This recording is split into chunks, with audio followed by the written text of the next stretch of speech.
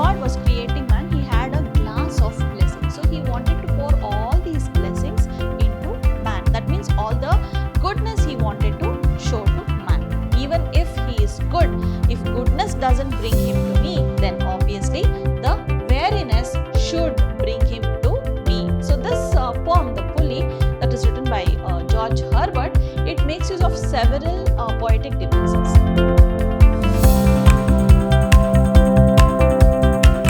Hello everyone, I am Dr. Shalini, Professor of English, Vidhyaashram First Grade College, the Temple of Excellence, MYSURU.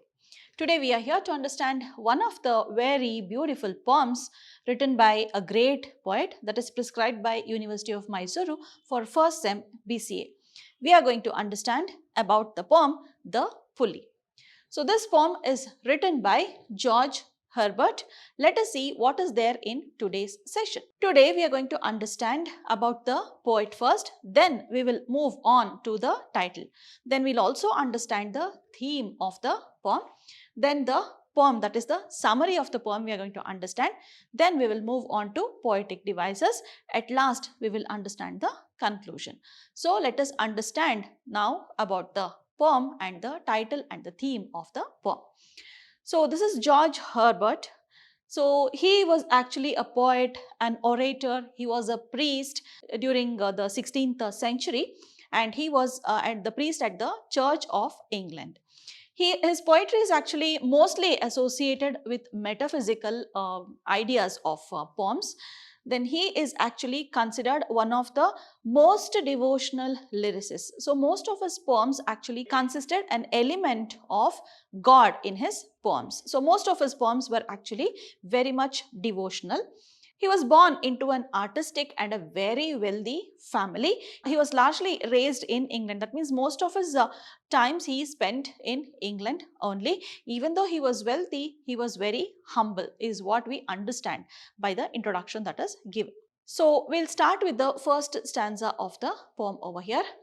As I explain to you the poem, I want you to concentrate on the rhyme scheme of the poem. Okay, by default, you need to concentrate on the rhyme scheme. Like as I explain stanza by stanza, I'll be telling you about the rhyme scheme also. When God at first made man, having a glass of blessings standing by, let us, said he, pour on him all we can. Let the world's riches which dispersed lie contract into a span. So here God is creating man. This is at that time he has written the poem. So now he is talking about how God was creating man, how God thought of pouring all the goodness into man. So when God was creating man, he had a glass of blessings. So he wanted to pour all these blessings into man. That means all the goodness he wanted to show to man. Let us, said he. Who is he here? It is the God. So God is telling that let us pour on him. All him is the man, what he is talking about. What the God is talking about. He is the God. Him is the man here. Okay. So let us, said God, pour on him all we can. So everything, whatever possible, we have to give it to man and make him a very good creature is what he thinks. Let the world's riches which dispersed lie contract into a span. So all the world's riches.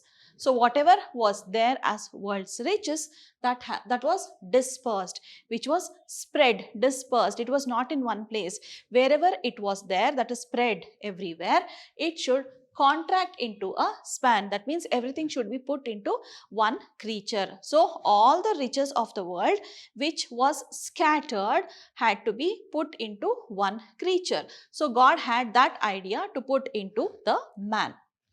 Now observe the rhyme scheme. You can see man, can, span. These are rhyming. So what do you write it? A and again A, right? And here by and lie are rhyming. So what can you write it as? B and B. So you can decide what the rhyme scheme is. It is A, B, A, B, A. There are 5 lines which are having this rhyme pattern. Okay. Moving on to the next stanza. So strength first made a way. So what was the first thing God put into man? That was the strength.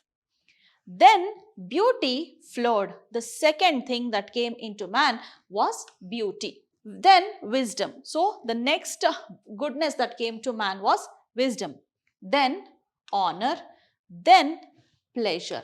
In order to enjoy all this, there had to be pleasure. Okay. So in this way, he actually created God. The first thing he put into man was strength. The second thing he put in was beauty, then came wisdom, then came honor, at last came the pleasure in order to enjoy all these blessings. When almost all was out, so out of these blessings, almost all was out, not completely out, remember, almost all was out, God made us stay. God suddenly thought of something and he stopped for a while, he stayed. Perceiving that alone of all this, all his treasure, rest in the bottom lay. So now, after he perceived that, he thought about it, then alone of all his treasures, rest in the bottom lay.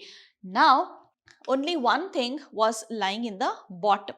Okay, so that was there in the bottom of the glass there. So he just stopped, he did not pour. There was one more blessing that was there in the glass. So he did not pour everything completely, but he retained one of the blessings. So here also you can see the rhyme scheme over here: weigh, stay and lay.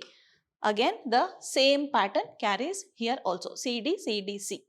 Okay, so next, moving on to the next stanza. For if I should, said he, bestow this jewel also on my creature, he would adore my gifts instead of me, and rest in nature, not the God of nature. So both should losers be. Now he has halted for a while. He has not given all his jewels to the creature, that is the man. So that time he thinks, for if I should, suppose I put that jewel also, said he. He is the God here. God is thinking for himself, bestow this jewel also on my creature. So this is man. Suppose he gives, that is bestows, that jewel also on this person, on the creature, he would adore my gifts instead of me. Then he would not pray me, he would go with the gifts. That means whatever he has already got, that is the materialistic things, whatever he has got, he would start liking that only. He would forget me only, he thinks, that is God thinks. That means the man would get attached to the materialistic things instead of praying to God, instead of respecting God. He would lose respect with God is what he thinks. And rest in nature, not the God of nature. So he would start resting in nature instead of resting with the God of nature. So he would forget God and he would go with nature only, not with God at all. He would forget God, he would stop respecting him, he would stop worshipping him. Instead he would go with the things what he has, the materialistic things what he has. So both should losers be. So now both should be the losers, means even I should lose something, even the man also should lose something. Means God has given few of his, he has bestowed it on man, whereas man has not received the complete blessings from God. Even he has to approach God at some point of time, is what the God thinks. Going to the next stanza. Yet let him keep the rest. It's okay, whatever I have given, let him keep it, but keep them with repining restlessness. Even though man has all that blessings, he should be repining, like he should keep it with himself with lot of restlessness, like somewhere he might lose it, is what he should keep thinking about it. Okay, so something you gain, you should not lose it. Suppose you are overconfident about that thing, then obviously he would lose it. That is what God is thinking. Okay, so God thinks whatever he has got, he has to keep it with, he has to retain it with utmost care and concern. let him be rich and wary. It's okay, let him be rich, let him be wary, let him be careless also, that's fine. That at least if goodness lead him not, yet wariness may toss him into my breast. That means, suppose he is rich and wary, then he will not come to me at all. Even if he is good, if goodness doesn't bring him to me, then obviously the wariness should bring him to me. Here, may toss him. Toss is just to throw him to my breast. That means God thinks that if at all he is given all the riches, if at all man is provided with all the riches, all the blessings, then he would not be in a position to, he would not have time to respect God also, he would not have time to thank God also. So at that point of time, God halts for a while, he thinks, I will not give him anything. At least one point of time, even if his goodness, even if his gratitude doesn't bring man to me, it should be his wariness, his carelessness that should bring him to me. Okay, so in life, everybody will have one or the other situation, one stage of life wherein you realize what things are, what is the fact. Like you start respecting God, maybe you start worshipping God, you'll be grateful to something, so something like this. So there will be one or the other turning point in everybody's life. So similarly, God also wants man to come back to God. He wants him to come back and worship him, is what the God is trying to say here. And that poet has translated God's words in poems here. So that was the summary of the poem, the Pulley. Now we'll move on to the Poetic Devices. So this poem, the Pulley, that is written by George Herbert, it makes use of several poetic devices. Okay, so what are those? Most commonly, it is alliteration, metaphor, imagery, all these. So the latter is seen through the creative images that Herbert describes actually. So this is actually some kind of personification, you can say. Okay, he is talking to God, is actually not existing, but he is trying to personify God there. So something like personification is what he uses over here. And actually it makes their way out of God's belonging and to humankind. So a kind of personification happens here, and man also, even though he doesn't exist, God actually talks, like he talks to himself about man. So something is personified over there. Whatever doesn't exist also is actually treated like it is existing. So that is personification. And another example, the last rest lay on the bottom when all the rest of the treasures had departed. So the last one was there, the last treasure was there, all the other treasures had gone. So even the treasure is treated as a person, means he has personified, he has put some life over there. First comes strength, then comes beauty. So like that, one by one, it's like the God is not giving it, they themselves are coming and getting added on to man's character. Okay, it is being put to the creature. So that is what the poet is using over here, that is personifying the qualities. Next, we move on to alliteration. So as you know, alliteration is the repetition of same sound in the beginning of the word. Okay, so it actually creates a kind of rhythm in that poem. So alliteration, it's actually a very common technique used by many of the poets. Okay, so here you can see let, lie, all these, they are actually repeated. That l sound is repeated many a times. That is in stanza 3 also there is the repetition of nature. Okay, so this is an example of alliteration. So there is one more content which you have to identify, that is metaphysical concept, that is content, that is that idea what he uses. Okay, so throughout this poem, George Herbert actually uses the metaphysical concept.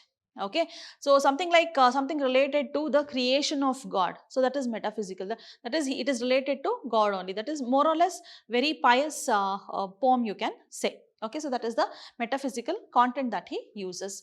So this technique also is comparable to metaphor. Okay, this is like that is not what he is comparing, this is that is what the poet says here. So he actually describes, he uses a pulley in order to describe the relationship between human and God. Like a pulley, you keep pulling it, like you take lot of care and pull the pulley up. At the same time, when you are little careless, it actually goes down. Okay, so that is how you have to compare it here. Though the poet doesn't use that word pulley over here, or neither does he use the technique of pulley in this poem. He talks about it indirectly. That is, he talks about the technique of this pulley indirectly. So you need to keep very constantly, you should keep monitoring in order to pull that, whatever you are pulling using that pulley. One moment you are careless and you leave it, it goes back to its original position. So you have to take utmost care in order to keep all your goodnesses. One moment you are careless, all the goodness goes away from you, is what he says here. Okay, so this is another poetic device that is used. Now we have reached the point of conclusion. So what is the theme of this poem? As we have already seen, God has given humans many great gifts, but that his withholding of certain gift to rest is also a blessing. Means few things God has retained with himself. Not everything he has given it to the humans. So that is also a blessing. So we humans are actually made very restless and weary, not because God is cruel. Not because of God's cruelty we have lost that, but so that we will be pulled back to God. That means we have to go back to God at the times. At times we need to go back to God. We need to be grateful to him for whatever we have received all these days. Okay, so we have to go back to God. So this name, the pulley, as I explained to you before, one moment you are careless, you have to go back to God. Everything goes back to the beginning. So the poem also asserts God is good. So he is advocating for God. George Herbert is actually advocating in favor of God, saying here, though he has given all the qualities, though he has not given us few qualities, it is left to us how we utilize it. At some moment we have to go back to God so that we are grateful. We maintain the quality of gratitude. Yes, in life also we need to be grateful for few things, not because God has given us, but because we possess it by our virtue. Okay, so this was the summary of the poem, The Pulley. So please go through the video, read the poem again, you will be able to understand it better. In the next session, we will be meeting to understand one prose part in your syllabus. Thank you for your time. Keep learning, children. Let us meet again very shortly. Bye-bye. Take care.